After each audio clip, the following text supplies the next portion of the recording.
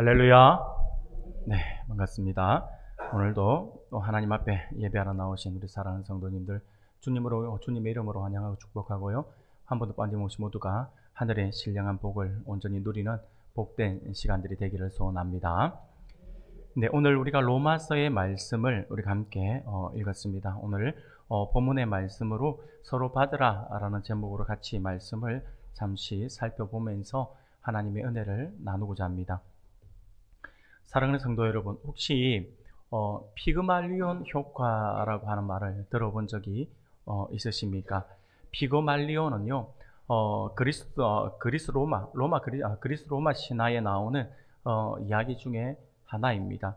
키프로스라고 하는 나라의 키프로스의 왕이었던 피그말리온이라고 하는 조각을 잘하는 조각가이면서 또 왕으로서 있는 사람이 있었습니다. 이 피그말리온이 있었는데 이 피그말리온에게는 굉장히 이게 눈이 높았어요. 그래서 이 피그말리온은 이 땅에 자신을 사로잡을 수 있는 진정한 아름다움을 가진 여성은 없고, 진정 아름다움은 미의 여신이라고 이야기하는 아프로디테만이 가지고 있다라고 그렇게 생각을 했습니다. 그래서 현실에, 자기 눈에 보이는 현실의 여성을 굉장히 불신합니다. 여성을 불신한 나머지 오랫동안 독신을 고집하게 되었습니다. 이에 피그말리온은 사랑의 여신인 이 아프로디테를 모델로 한 가장 이상적인 여성을 조각해야겠다라고 하는 마음을 먹고 자신이 직접 그 여인의 상을 이제 조각을 합니다. 상상 속에서 만들어진 여인이죠. 그 여인을 자기가 막 만들어서 이렇게 조각을 하게 됩니다. 그런데 피그말리온이 조각한 이 조각상이 너무 이쁜 거예요. 너무 아름답게 조각이 된 거예요. 그러다 보니까 이것을 만들었던 피그말리온 자체가 자신이 그것을 보고 너무 감탄을 하고 너무 놀라서 내가 이 정도로 이렇게까지 내가 막 아름다운 조각을 만들어내다니 라고 하면서 그냥 놀랄 정도가 아니라 이 피그말리온은요, 이 조각상의 아름다움에 그만 자신이 반하게 됩니다. 그것에 반해서 이 여인의 조각상을 사랑하게 됩니다. 그래서 급기야 피그말리온은 무슨 일을 하든지 이 조각상과 함께 하는 거예요. 잠을 잘 때도 옆에 눕혀놓고 같이 자고요.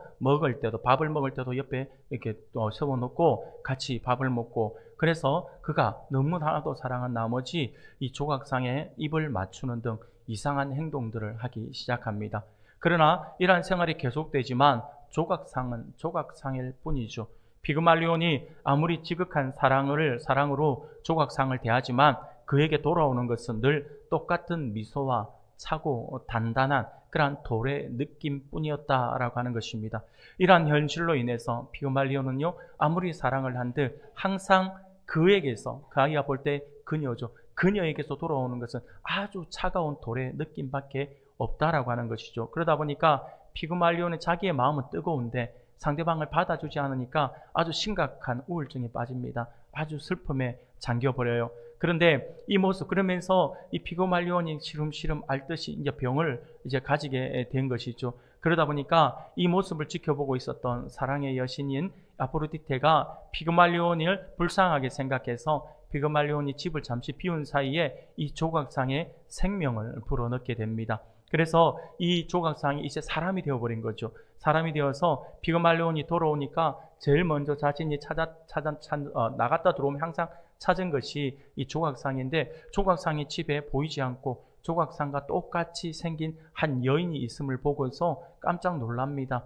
그러면서 이 조각상이 사람으로 변했잖아요. 그녀에게 이름을 붙여줘요. 그래서 갈레테이아라고 하는 이름을 붙여주고 결국 그녀와 사랑하게 되고 그리고 그녀와 결혼하게 되었다라고 하는 말도 안 되는 이런 이야기, 이 이야기가 그리스 로마 신화에 있습니다. 그것이 피그말리온의 일화인데, 그런데 이 그리스 로마 신화에 나오는 이 피그말리온의 일화가 사람은 사랑으로 칭찬과 기대를 받으면 기대만큼 성장한다라고 하는 교육심리학 이론으로서 피그말리온 효과라고 불려지게 되었고요. 그래서 이것이 오늘날 간절히 바라고 믿으면 현실이 된다라고 하는 상징적인 이야기가 되었습니다. 그래서 피그말리온 효과, 그러면 항상 이 긍정적인 의미에서 많이 사용되어지고 격려와 사랑이 그의 대상을 변화시킨다라고 하는 의미에서 이 교육심리학에서는요, 피그말리온 효과를 굉장히 중요시 여기고 있습니다.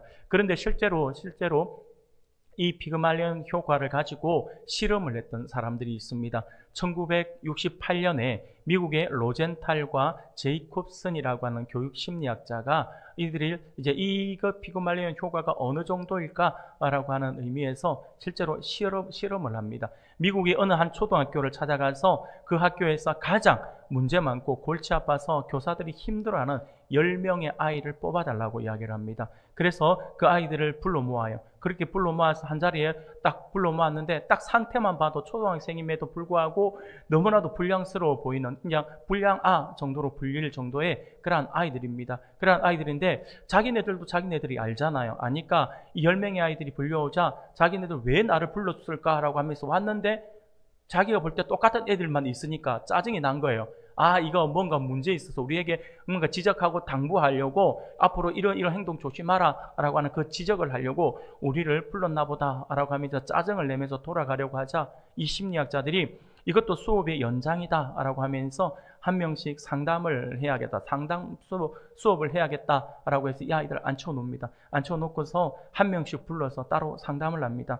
이게 말이 상담이지 그 내용은요, 똑같은 내용을 이 아이들에게 전달하는 거예요. 한 명씩 불러가 전달하는데 뭐라고 전달을 했냐면, 실제로 너는 이 학교에서 문제가 많다고 여겨지며 그렇게 문제아로 불리는 아이다. 그런데 그건 너의 실체를 잘 몰라서 그렇다. 우리는 교육심리학자로서 이 학교의 학생부를 우리가 들여다보면서 이 학교에서 가장 성장 가능성이 높고 발전 가능성이 높은 아이들을 찾는 도중에 너를 보게 되었고, 그래서 너를 이렇게 불러서 지금 이야기를 하게 되는데, 너는 겉으로는 문제아처럼 보이지만 그것은 너의 현실의 모습만을 보고 잘못 알아서 잘못 판단한 사람들의 말일 뿐이고, 그러나 교육심리학자인 우리 눈으로 볼 때는 지금의 모습이 아니라 앞으로 성장 가능성이 있는 아주 큰 아이이기 때문에, 그래서 너의 미래가 정말 기대가 된다. 그래서 기대가 되어서 지금이 아니라 앞으로의 미래의 너의 모습을 기대하면서 우리가 장학금을 지급하려고 한다 라고 하면서 장학금을 지급하면서 격려를 하는 거예요. 처음에 이 아이들은 이게 무슨 말인가 싶어서 기분 나쁘고 왠지 나를 놀리는 것 같고 그래서 기분이 나쁜데, 그런데 장학금을 건네받아요. 건네받은데 한 번도 이런 대우를 다 받아보지 못했잖아요. 한 번도 이런 대우를 받아보지 못했는데 선생님들은 항상 나를 문제아 취급을 하면서 대화도 잘 안 하려고 하고 그 학교 안에 무슨 일만 생기면 우리부터 쳐다보는 그런 대우를, 그런 따가운 시선을 받았던 이 아이들인데, 이 교육심리학자라고 하는 사람들이 와서 지금의 나의 모습이 아니라 미래의 나의 모습이 정말 발전 가능성이 있어서 기대가 된다라고 장학금을 주니까 이 아이들은 처음에 좀 겉으로는 비법 좀 굉장히 어안이 벙벙하면서 기분 나쁜 표정을 지었지만 실제로 속으로는 굉장히 기쁜 거예요. 이런 대우를 한 번도 받아본 적이 없으니까요. 미래가 기대된다라고 하니까 스스로가 굉장히 흥분이 됩니다. 그러면서 이 교육심리학자들이 학교 선생님들에게 당부를 합니다. 몇 개월, 한 8개월 정도 동안 우리가 지켜볼 텐데, 선생님들이 많이 힘들고 어려워도 학교에 무슨 문제가 생겨도 이 아이들을 먼저 바라보지 마시고 이 아이들 탓하지 마시고 학교에서 이 아이들 볼 때마다 기대가 돼. 정말 괜찮아. 오늘도 잘하고 있어. 조금 지각했으면 조금 지각하면 어제보다는 좀 더 일찍 왔네. 그러면서 격려를 해주고 그렇게 이야기를 하라고 전달을 한 거예요. 그러면서 8개월의 시간이 지납니다. 8개월이 지나고 로젠탈과 제이콥슨이 다시 이 학교에 와서 아이들을 살펴봅니다. 아이들을 살펴봤더니 깜짝 놀랄 일이 벌어진 거예요. 10명의 아이들의 대부분의 아이들이 모습이 외형적으로 막 그냥 난리가 났던 그 모습이 굉장히 어느 정도 보니까 단정한 모습으로 변해 있었고요. 성적도 대부분의 아이들이 수직 상승해서 성적이 굉장히 높이 올라가 있더라라고 하는 거죠. 이게 그들이 실험했던 시험입니다. 이처럼 타인의 기대와 신뢰가 사람의 가능성을 열어주고 성장하게 할 수 있다라고 하는 강력한 메시지를 전달하는 것이 바로 이 피그말리온 효과라고 이야기를 합니다. 사랑하는 여러분, 그렇다면 우리는 일상에서 우리가 예수 믿는 우리들은요, 일상에서 만나는 사람들을 어떤 태도로 우리가 대해야 하는 것일까요? 오늘 그것에 대해서 성경은 우리에게 분명히 말씀해 주고 있습니다. 하나님의 백성들이 어떤 태도로 사람들을 대해야 될 것인가에 대해서 말씀을 해주고 있습니다. 오늘은 하나님의 말씀인 이 성경 안에서 우리가 사람들을 어떤 태도로 대하라라고 말씀하고 있는지에 대해서 우리가 함께 살펴보면서 하나님의 은혜를 나누고자 합니다. 사랑하는 우리 성도 여러분, 오늘 우리가 함께 살펴보면서 참여할 하나님의 성품은 바로 수용입니다. 수용. 이 수용이라고 하는 말의 사전적 의미는요, 현재의 모습이나 상태에 변화를 주지 않고 그대로 받아들이는 것, 그것을 의미합니다. 대신 진리를 타협하거나 죄성 또는 잘못된 신앙까지 받아주고 품어야 된다라고 하는 것은 아닙니다. 교회를 뒤흔드는 이단 사수를 가지고 와서 떠드는데 우리가 받아주어야 한다해서 그것을 받아주면 큰일 납니다. 그래서 진리를 어긋나게 하고 굉장히 교회를 혼란하게 하는 것이라고 한다면 우리가 단호하게 우리가 징계를 하고 단호하게 우리가 선을 그어야겠지만, 그것이 아니라고 한다면, 진리의 문제가 아니라고 한다면, 그러면 우리는 그것은 우리가 수용하고 받아주어야 한다라고 하는 거죠. 여러분들 아시죠? 교회에서 일어나는 대부분의 다툼, 대부분의 갈등은요, 진리의 문제 때문에 일어나지 않습니다. 대부분 비진리의 문제 때문에 갈등이 일어나죠. 그 갈등의 중심에는 항상 뭐가 있냐면 내가 기분 나쁘다라고 하는 거죠. 내가 상처받았다라고 하는 거예요. 그것 때문에 싸움이 일어나고 갈등이 일어나고 다툼이 일어난다라고 하는 것이죠. 그래서 우리가 이 수용이라고 하는 단어는요, 굉장히 우리에게 중요하다라고 할 수 있습니다. 이처럼 우리의 인간관계에서 상대방을 수용할 때에 그 사람은 안전함과 평안함을 느끼게 됩니다. 받아주면 상대방은요, 그런 평안함을 느끼는 거예요. 그러나 반대의 경우 거절을 하게 되잖아요. 거절하거나 또는 배척을 하게 되면 그것을 당하는 사람, 거절을 당하는 사람이나 배척을 당하는 사람은요, 좀 뭐라고 할까요? 모멸감과 불안함을 느낄 수밖에 없다라고 하는 것입니다. 성경에서 말하는 성도의 수용은요, 먼저 그리스도께서 우리를 받으신 사실에 그 근거를 두고 있습니다. 예수 그리스도를 본받아서 우리도 서로 수용할 때에 하나님께 영광을 돌리게 되는 것이죠.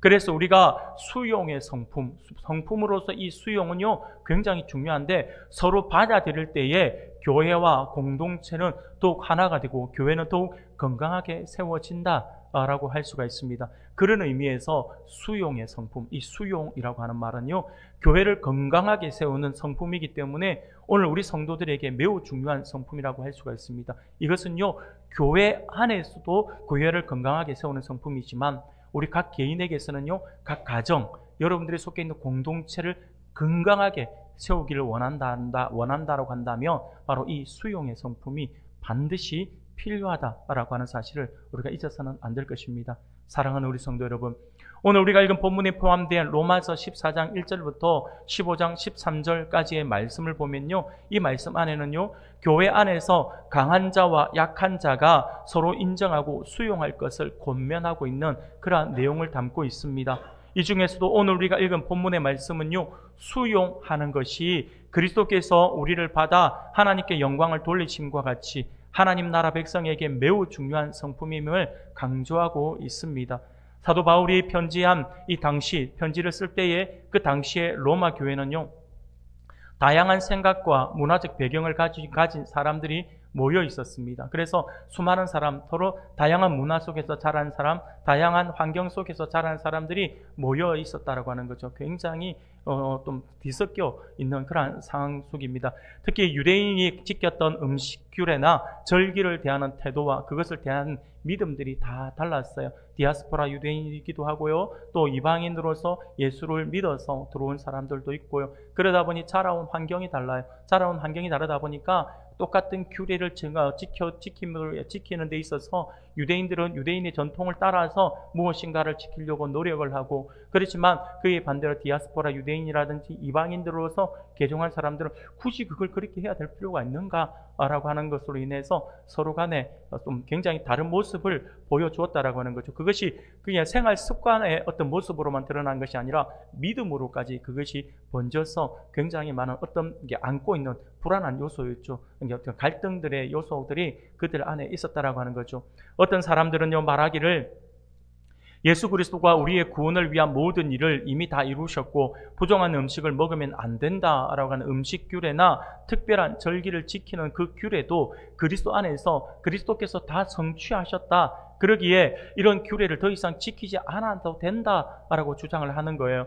이런 사람들은요, 어떤 날은 거룩한 날이고 어떤 날은 속된 날이 아니라 그리스도 안에서 모든 날이 거룩하다라고 믿었다라고 하는 거죠. 특별한 날만 중요한 것이 아니라 오늘날 우리로 친다면 뭐냐면, 왜 주일만 거룩하게 지키라고 강조를 하느냐, 왜 온전한 주일 성수 이런 걸 강조하면서 주일만 거룩하게 지키라고 이야기를 하지 아니지 않는가? 월요일부터 토요일까지 모든 날이 거룩한 날이지 않는가? 하나님께서 만들어 주신 우리의 날인데 모두가 다 거룩해야 되는 거고 모두가 다 동일하게 되어야 되는데 왜 특별한 날을 정해서 이렇게 해야 되는가? 뭐 이런 이야기. 이게 뭐 주일에 관련돼 가지고는 이야기하지 않죠. 그런데 많은 교회들이 어떤 것에 딜레마에 빠지냐면, 특별 새벽기도, 우리도 고난주간에 특별 새벽기도 기간을 정해서 우리가 새벽기도도 진행을 했잖아요. 그래서 어느 목회자는요, 또 성도들 가운데는요, 특별이라고 하는 단어를 쓰는 걸 너무 싫어합니다. 왜냐하면 새벽기도는 늘 해야 되는데 왜 특별히 해야 되는가? 특별히 하는 단어가 말이야. 특별히 하는 날 그날만 새벽기도 오고 다른 날은 새벽기도 안 와도 되는가? 그건 말이 안 되지 않는가? 모두가 다 동일한 날인데 왜 이렇게 하는가? 라고 이야기를 하면서, 이렇게 특별한 어떤 날은 거룩한 날이고 어떤 날은 그냥 세상적인 날이다, 그런 의미가 아니지 않는가? 모든 날이 하나님께서 우리에게 주신 날이기 때문에 소중한 날이다, 거룩한 날로 우리가 섬겨야 한다, 그렇게 거룩하게 지내야 된다 라고 이렇게 강조를 하는 것이죠.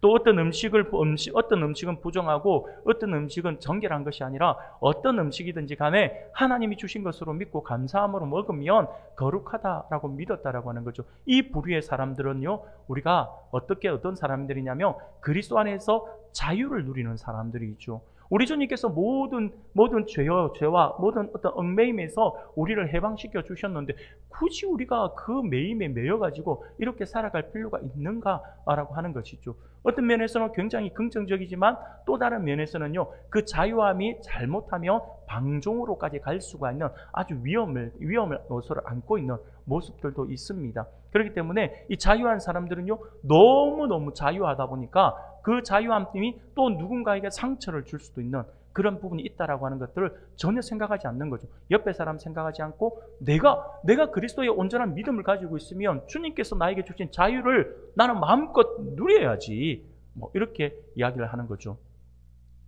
이런 사람들의 가운데, 오늘날에는 이런 사람들 가운데 뭐 보면 어떤 사람들이 있냐면, 음주나 금연, 술, 흡연 문제에 대해서 술을 먹지 말라고 하지 않았지 않느냐, 취하지 말라고 했지, 주님께서 주신 음식인데 라고 하면 자유를 누리려고 하는 사람들이 있죠. 자기가 계산을 그렇게 밀어넣는 거예요. 그렇게 이야기를 하면서 어떤 사람들은요, 담배 피는 거에 대해서 담배 피는 것이 뭐 어때서, 담배 피는 게 몸에 해로운 거는 맞지만 뭐 누군가에게 그렇죠, 비만의 사람에게 비만에 걸려가지고 여러 가지 성인병에 앓고 있는 니보다 담배 피는 내가 더 건강하다면 그게 어떤 게 더 죄가 될까? 뭐 이렇게 이야기를 하는 거예요.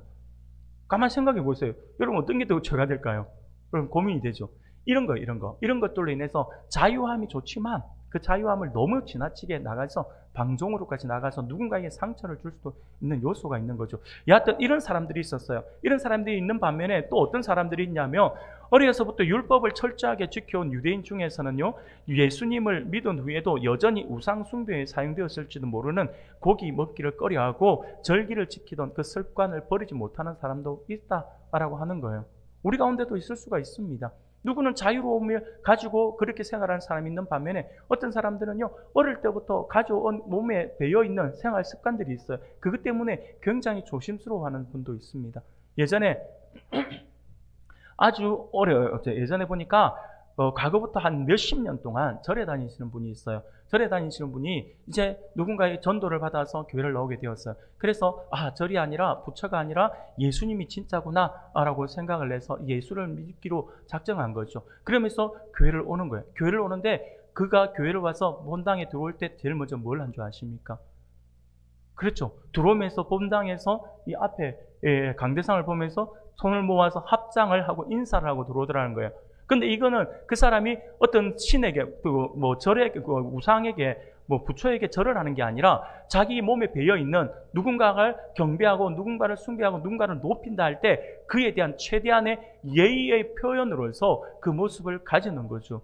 여러분들, 우리 동남아에 가보면 캄보디아나 베트남이라든지 어떤 그 지역에 가보면요, 그 지역 사람들에게 있어서 이렇게 인사를 할 때 이 손을 모고 인사를 해요. 인사를 하는데 이것을 이렇게 입에 가까이 되는 게 있고 밑에까지 하는 거 있고 더 아래, 이런 상대방에 대한 존중의 표현으로서 하는 거거든요. 근데 우리는 합장이라고 하는 것 때문에 이게 우상숭배의 모양으로 많이 보여졌기 때문에 굉장히 거북스러워하는 사람들도 많이 있죠. 그 나라의 사람들이 인사를 할 때에 표현하는 방법인 거죠. 그러니까 여하튼 간에 이런 모습이 몸에 배어 있는 사람이 있잖아요. 근데 자유하는 사람들이 이 사람들을 보면 어떻게 할까요?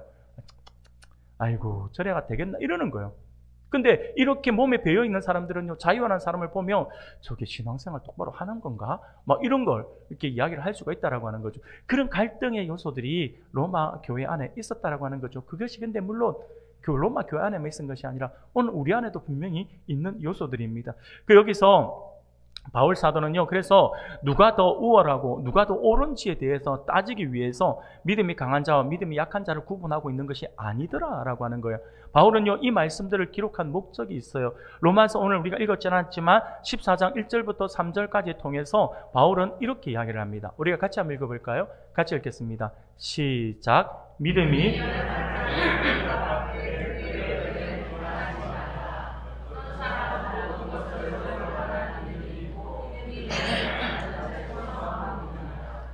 먹는 자는 먹지 않는 자를 비판하지 말라. 이는 하나님이 그를 받으셨음이라. 아멘. 사랑하는 여러분, 바울은요, 믿음이 강한 자든 믿음이 약한 자든 하나님이 그를 받으셨으니 그의 의견을 비판하지 말고 서로를 인정하고 받아들이라 라고 이야기를 하고 있는 것입니다. 그리고 더 나아가서 바울은요, 로마서 15장 1절과 2절에서 이렇게 말씀을 해요. 우리 같이 한번 읽어볼까요? 믿음이 강한 우리는 마땅히 믿음이 약한 자의 약점을 담당하고 자기를 기쁘게 하지 아니할 것이라. 우리 각 사람이 이웃을 기쁘게 하되 선을 이루고 덕을 세우도록 할지니라. 아멘. 바울이 지금 이 이야기를 하고 있는 것이죠. 믿음의 차이가 있다고 해서 서로를 무시하거나 비판하는 것이 아니라 서로를 그대로 수용하고 사랑으로 돌봐주면서 부족한 부분들을 채워주어야 한다라고 하는 것이죠. 믿음이 작은 사람은요, 믿음이 큰 사람을 보면서 내가 도전을 받고 나도 믿음이 저렇게 성장할 수 있도록 노력해야지라고 하는 그 마음을 가지고 열심히 하려고 노력하려고요. 또 믿음이 큰 사람은요, 믿음이 연약한 사람들, 왜 너는 지금까지 교회 오면서 이것밖에 못돼? 라고 하면서 비판하고 비난하고 정죄할 것이 아니라 믿음이 연약하잖아요. 믿음이 연약한 자이기 때문에 내가 품고, 그래서 우리가 함께 한 공동체를 온전히 세워나가는 그 일에 힘을 쏟아야 된다라고 이야기를 하는 거죠. 서로가 서로를 받아주는 거, 수용하는 거, 이게 너무 중요하다라고 지금 바울이 이야기하고 있는 것입니다. 사랑하는 여러분, 그렇습니다. 사람마다 서로 생각이 다르고요, 기질이 달라요, 경험이 다르고요, 믿음의 분량이 분명 다 다릅니다. 모든 그리스도인에게 마땅히 있어야 할 공통적인 특징은 서로를 있는 그대로 받아들이고 품고 섬기며 내가 아닌 이웃을 기쁘게 하고 교회를 세우는 모습이다라고 하는 거죠. 교회 안에서 서로가 서로를 수용하고 서로가 서로를 받아들여서 교회가 아름답게 성장을 해야 된다라고 하는 거죠. 교회가 아름답게 나가야 되는 거예요. 그래야지만 그 안에 있는 하나님의 그 사랑이, 그 복음이 세상으로 흘러 들어가잖아요. 이게 바로 하나님께 영광이 되는 것이고 또 하나님을 기쁘시게 해드리는 것이다라고 하는 거죠. 이웃에게 보여줘야죠. 그래서 교회가 항상 온화한 곳, 평안한 곳, 그래서 교회가 항상 기쁘고 행복한 곳, 그래야지만 믿지 않는 사람들이 이 공동체 안으로, 그 숲 안으로 들어와서 쉬고 싶은 마음이 들죠. 그 숲에 들어가고 싶은데 그 숲이 날마다 시끄러워요. 날마다 떠들어와요. 날마다 막 서로 간에 싸우고 으르렁거리고 있어요. 그게 들어오고 싶겠습니까? 안 들어가죠. 여러분들 마찬가지 않습니까? 여러분들 어느 공동체에 있으면 싸움이 많이 일어나는 공동체에 같이 있고 싶습니까? 아니면 날마다 웃으면서 행복하면서 서로 존중해주고 서로를 격려해주는 그 공동체에 있고 싶습니까? 모두가 다 그 기쁜 곳에, 즐거운 곳에, 행복한 곳에 있고 싶어하는 것은요, 우리의 모두의 마음이지 않습니까? 교회가 이런 곳이 되어야 한다고 하는 거죠. 그러기 위해서 바울은요, 수용하라, 받아들이는 것이 너무 중요하다라고 이야기를 하고 있는 것입니다. 이후에 바울은요, 로마서 15장 5절과 6절에서 이렇게 이야기를 합니다. 우리가 같이 읽겠습니다. 시작. 이제 인내와 위로의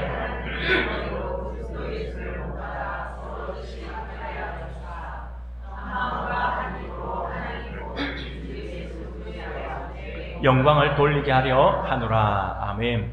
사랑하는 성도 여러분, 바울은요, 인내와 위로의 하나님이 로마의 모든 신자의 뜻을 갖게 하셔서 한 마음과 한 입으로 하나님께 영광을 돌리게 해주기를, 그렇게 되기를 위해서 지금 기도하고 있는 것입니다. 간절한 마음을 가지고 있는 것이죠. 오늘 우리 교회, 우리 모든 성도들이 이 마음을 가지고 역시 우리의 기도 제목이 되어야 할 것입니다. 우리 교회가 정말 인내와 위로의 하나님이 우리 교회에 함께 하셔서 우리 모두의 성도들의 그 뜻이 하나가 되고 한 마음이 되고 한 입으로 하나님께 영광을 돌려드리는 그러한 아름다운 모습이 우리 교회 안에 이루어지기를 원합니다 라고 하는 그러한 기도 제목을 가지고 우리가 날마다 기도해야 한다라고 하는 것이죠.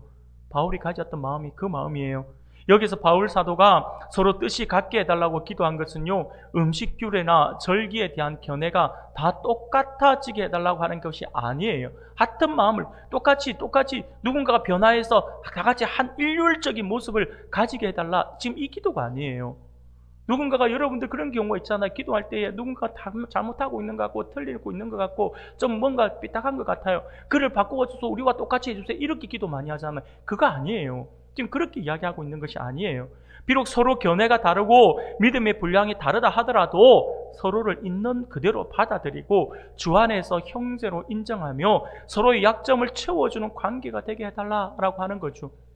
누군가가 우리 안에 약점이 보여요. 잘못된 부분이 보여요. 부족한 부분이 보여요. 아, 하나님께서 왜 나에게 그걸 보여주셨을까를 생각해야 한다라고 하는 거예요. 하나님께서 내 눈에 그걸 보여주셨으면 그 약점을 네가 좀 보완해주면 안 되겠니라고 하는 거예요. 네가 좀 채워주면 안 되겠니라고 하는 거죠. 네가 좀 격려해주고 네가 옆에서 응원 좀 해주면 안 되겠니라고 하는 거예요. 그런데 교회 안에는요, 자꾸 이런 것들이 사라져요. 눈에 안 좋은 것만 보여요. 그러면서 계속 정죄하려고 해요. 이거는 아닌데, 저거는 틀렸는데. 그것이 진리라고 한다면 저는 박수 쳐주고 싶어요. 진리가 아닌데 왜 자꾸 지적만 하려고 하는지 모르겠어요. 그거죠. 그게 서로의 상처가. 여러분 아시는 것처럼 우리가 솔직히 다 알잖아요. 내 약점 내가 알잖아요. 그 내 약점 내가 잘 아는데 누군가가 내 약점을 가지고 꼭 찔러서 지적한다 생각해 보세요. 기분 좋습니까? 안 좋잖아요. 모두가 다 공감하는 마음이잖아요. 저도 마찬가지예요. 저도 여러분 말이 좀 많이 빨라요. 설교 시간마다 많이 좀 말이 빠를 때가 많아요. 그나마 여러분 주일 오전 예배 시간에 우리 사랑하는 성도님들 대하기 때문에 이 정도지. 사실 제가 청년 사역을 오래 했어요.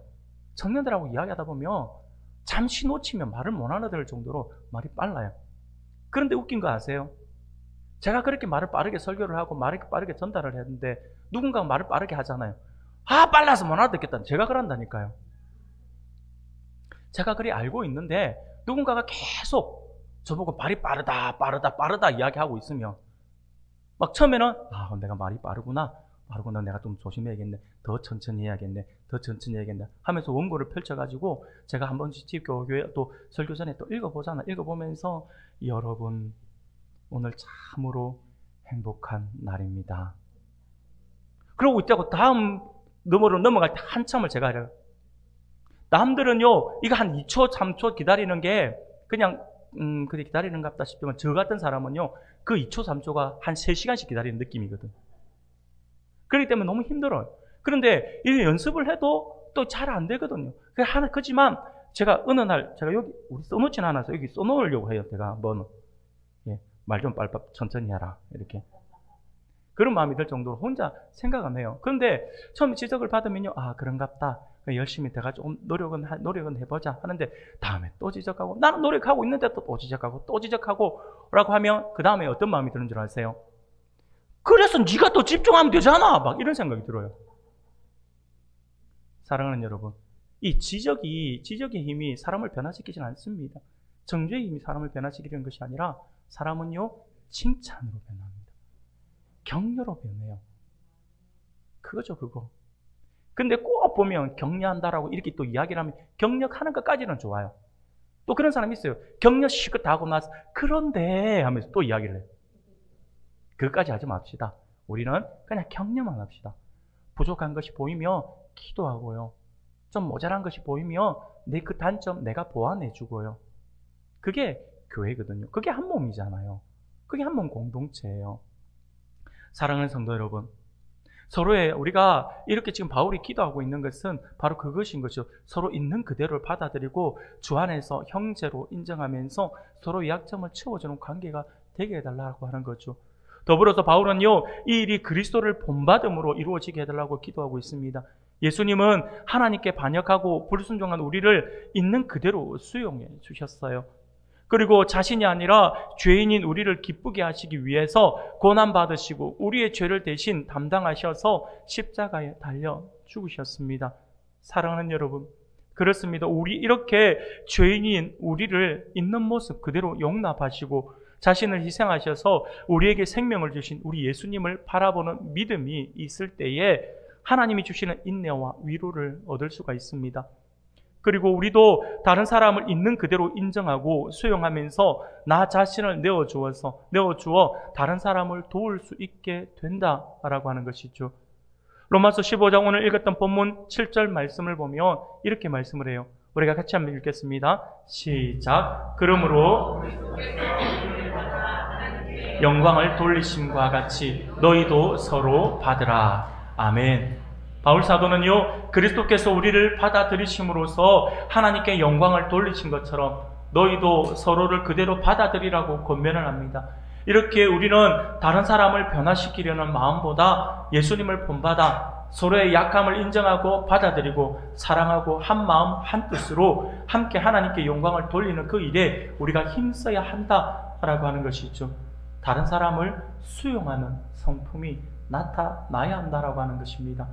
사랑하는 여러분, 바울 사도가 권면하고 있는 것처럼 수용은 다른 사람의 현재 상태를 변화시키려고 하는 것이 아니라 있는 모습 그대로, 있는 그대로 받아들이는 것을 의미하는 것입니다. 하나님이 예수 그리스도 안에서 죄인인 우리를 있는 그대로 수용해 주셨잖아요. 우리 하나님이, 우리 주님이 우리가 먼저 변하고 하나님의 자녀가 될 만한 그릇이 되어서 나서 우리를 위해서 이 땅에 오신 것이 아니에요. 그런 우리를 위해서 십자가에 돌아가신 것이 아니에요. 우리 주님은요, 우리가 아직 죄인 되었을 때에 여전히 내가 어떻게 사는지도 모르고 내가 세상 속에서 그 세상의 죄의 그 추함 속에 살아가고 있는 그때에 그것이 죄인지도 모르고 그냥 좋아서 허허 하고 살아가는 그 바보같이 살아가는 그런 모습을 가진 우리들을 주님이 사랑해 주셔서 우리를 위해서 오셨다라고 하는 거예요. 우리가 원수 되었을 때 주님은 우리를 위해 죽으셨고 하나님은 자기의 사랑을 주님을 보내주심으로써 그 사랑을 확증해 주셨다라고 성경은 우리에게 분명히 말씀해 주고 있습니다. 있는 모습 그대로가 중요합니다. 하나님이 예수 그리스도를 우리에게 보여주고 보내주셔서 우리를 수용하실 때 우리의 모습을 우리가 분명히 돌아보아야 합니다. 사랑하는 여러분, 그렇다면 이 수용의 반대는 무엇입니까? 조금 전에도 말씀을 드린 것처럼 바로 배척입니다. 앞서 잠시 말씀 언급을 한 것처럼 우리가 다른 사람을 배척하면 그 사람은요, 모멸감과 불안함을 느끼게 된다라고 했죠. 그렇습니다. 현재 우리가 사는 사회는요, 끊임없이 서로를 비교하고 경쟁하고 다른 사람을 비판하면서 자기 자신을 높이는 그러한 사회 속에 우리가 살아가고 있습니다. 그 세상 속에 우리가 살아가고 있어요. 학교에서도 그렇고 직장에서도 그래요.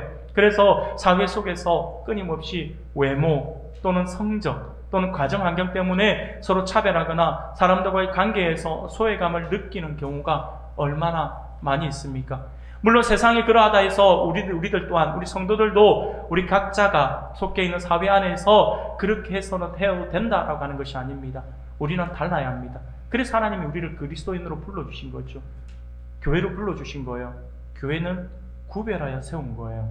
세상 속에서 똑같이 살아가니라 세상으로부터 구별하여 우리를 세워주셨어요. 세워주셔서 우리가 한 교회 안에서 함께 하나님의 말씀으로 무장을 하는 거죠. 하나님의 말씀으로 무장하고 하나님이 주시는 은혜로 말미암아 영적 전신갑주를 취해서 다시 세상으로 들어가야 되는 거예요. 세상으로 들어갈 때 그 세상으로 들어가서 그들과 똑같이 살아가 아니라 다시 우리를 세상으로 보내시면서 주님이 우리에게 뭐라고 말씀하셨습니까?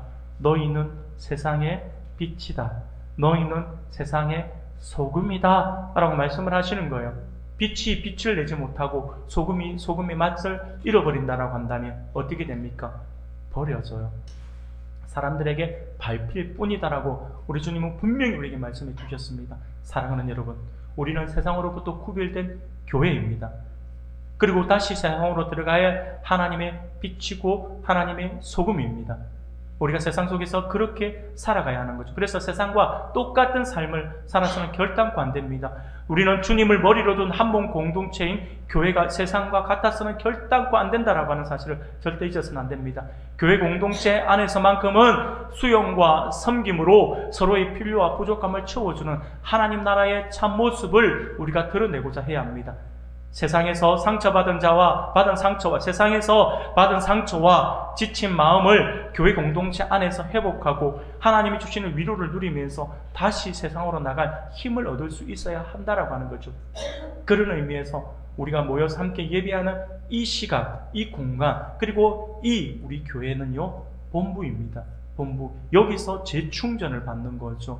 하나님 재충전받고 영적으로 다시 무장을 내서 다시 세상으로 나가야 하는 존재다라고 하는 거죠. 그래서 교회에서는 항상 위로함이 있어야 되고요, 힘을 얻을 수 있어야 합니다. 격려를 받을 수가 있어야 합니다. 그래야지만 그것이 우리에게 새로운 힘으로 나타나기 때문이죠.